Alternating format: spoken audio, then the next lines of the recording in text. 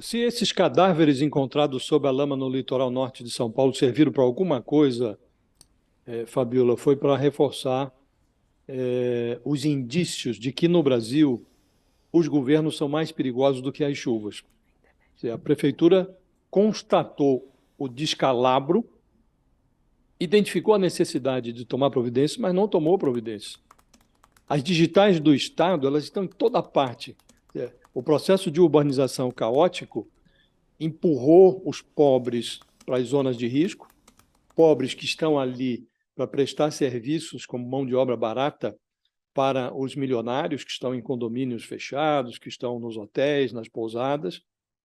E o descaso potencializou o risco. Graças à tecnologia, o dilúvio do carnaval foi farejado em Brasília na quinta-feira. Na sexta, houve uma reunião virtual do CEMADEM, que é um órgão federal de monitoramento de desastres, com a Defesa Civil de São Paulo. Os técnicos do CEMADEM, está vinculado ao Ministério da Ciência e Tecnologia, eles acertaram no olho da mosca. Eles apontaram a Vila do Saí como a área de alto risco para deslizamentos. E foi ali onde morreu mais gente, agora nesse desastre do carnaval. Entre a noite de sábado e a madrugada de domingo, mensagens de texto confundiram os moradores. Não enfrente alagamentos, anotavam essas mensagens, antes de aconselhar, se precisar, saia do local. Ora, você recebe uma mensagem como essa, no meio da noite, como é que você vai deixar a sua casa sem atravessar os alagamentos? A lama já estava descendo dos morros, não havia sirene no pé do morro, nem sinal de ônibus, de canoa na porta para transportar os moradores. Nada de plano de fuga, nada. Mapeamento dos abrigos, isso nem pensar. Aí, depois de consumado o desastre, a Procuradoria do Estado pediu e obteve do Judiciário autorização para retirar os moradores de suas casas, agora, coercitivamente, na marra, na força. Então, esse caso do litoral norte de São Paulo, Fabiola, ele não é de morte por tragédia natural, é de homicídio por ação ou omissão estatal. Nós temos uma situação em que o desmatamento que gera a emissão de CO2 contribui para aumentar a temperatura da Terra, fazer a mudança do clima.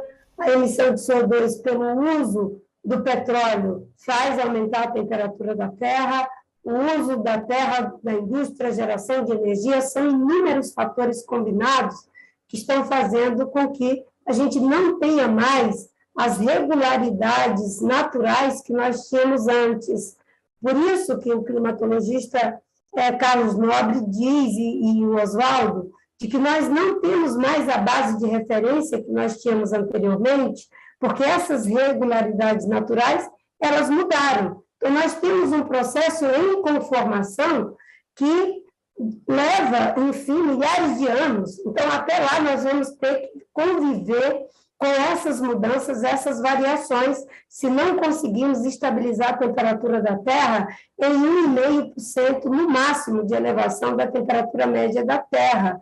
E é preciso que os países, as cidades, se adaptem a essa nova situação. É por isso que eu marquei uma reunião em caráter de emergência com o CEMADEM, porque o CEMADEM tem uma série histórica de acompanhamento desses eventos extremos no Brasil, e são mais de 1.000 municípios, na verdade, 1.038 municípios que eles estão acompanhando, com eventos recorrentes. Em cima dessa base histórica, nós temos que ter uma legislação criativa, que é decretar estado de emergência permanente nesses municípios, para que você possa ter um plano continuado de prevenção aos efeitos dos eventos extremos causados pela mudança do clima. Os ambientalistas, os cientistas estão alertando que isso ia acontecer há mais de 30 anos, nós estamos dizendo isso. Né? Lá atrás, a gente era acusado de ecoterrorista, de ecochato, mas, na verdade, a ciência sempre consegue antecipar aquilo que a realidade vai mostrar alguns anos depois. mais de metade da exportação de carne brasileira vai para a China. 53,3% dos embarques de carne brasileira remetida ao exterior vai para a China. Portanto, é uma encrenca grande. Existe um acordo bilateral, como você mencionou, acordo de 2015, que prevê transparência nessa relação. E o Brasil tem sido muito transparente. Não é a primeira vez, você mencionou outros dois casos, aconteceram em 2019 e em 2021. 2019 foi muito célere, a China informada sobre a existência de caso de vaca louca no rebanho brasileiro, ela observou o caso e concluiu que não tinha gravidade. 13 dias depois, a coisa estava normalizada. Em 2021 foi mais complicado, demorou um pouco mais, demorou mais de mês. Então, nós temos já o precedente. O Brasil foi muito transparente, informou, tem um caso no Pará, fez o autoembargo, como está previsto no acordo de 2015. Agora, há um detalhe aqui que transforma esse caso num caso mais delicado do que os outros, porque há a previsão de uma visita do Lula à China. O Lula vai à China agora, no mês de março, no final do mês de março. Então, já houve uma determinação do Palácio do Planalto para que o Ministério da Agricultura resolva isso rapidamente. O Lula não quer viajar para Pequim tendo este passivo para incluir na sua agenda. Espera que até lá isso esteja resolvido. Agora, tem que aguardar o exame, que é feito no Canadá, e há a suspeita de que seja um caso atípico dessa enfermidade da vaca louca. O que é um caso atípico?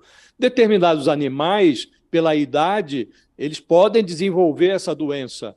Isso seria atípico e faria com que o caso fosse localizado, porque quando desenvolvido dessa maneira, por conta da idade, de uma degeneração decorrente da idade, não há o risco da transmissão da doença para outros animais. Esse animal já foi abatido lá no Pará. Se confirmada a atipicidade do caso, aí está resolvido. Se for um caso clássico, sujeito a contágio, aí é mais complicado. Vamos ter que ver se não é o caso de abater mais animais, e aí fica uma coisa mais complicada. Então é preciso aguardar o resultado do exame no Canadá. O ministro da Agricultura, o Carlos Fávaro, está tratando como deve tratar, com transparência, deve se reunir ainda hoje com o embaixador da China, e é isso. Estamos num compasso de espera, Fabíola, para saber qual é a natureza da doença e como se comportará a China, se vai liberar rapidamente ou se vai encrespar. Qual?